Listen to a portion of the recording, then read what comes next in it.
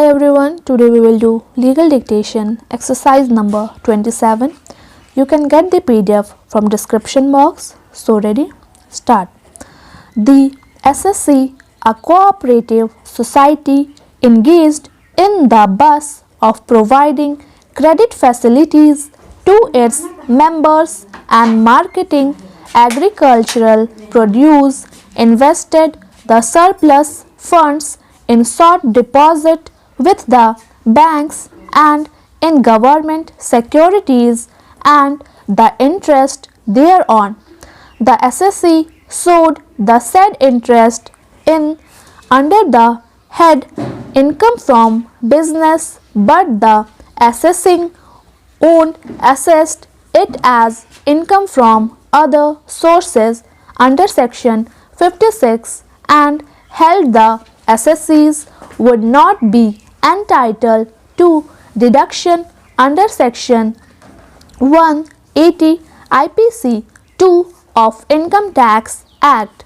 In the instant appeal filed by the assessees, question for consideration before the court was whether the interest income earned by assessees societies on surplus invested in short-term deposit would qualify for deducting business income under section 80 P2A of the Income Tax Act.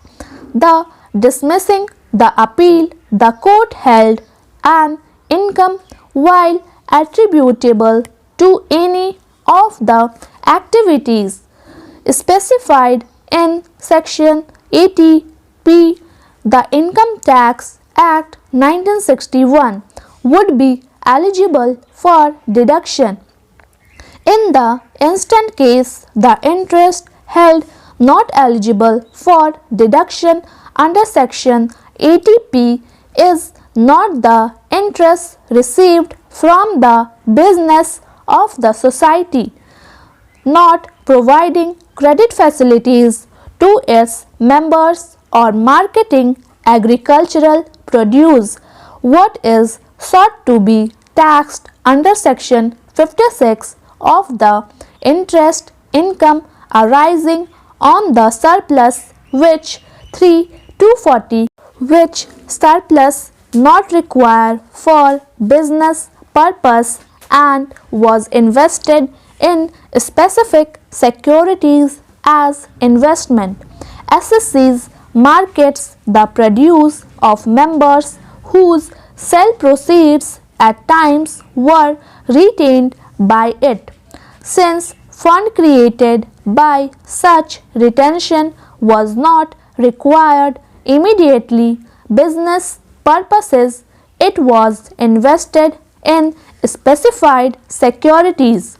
The interest income would come in the category of income from other sources and therefore would be taxable under section 56 of the Act as held by the assessing officer.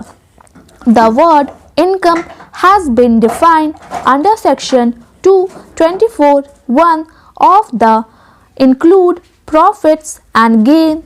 This subsection is an inclusive provision.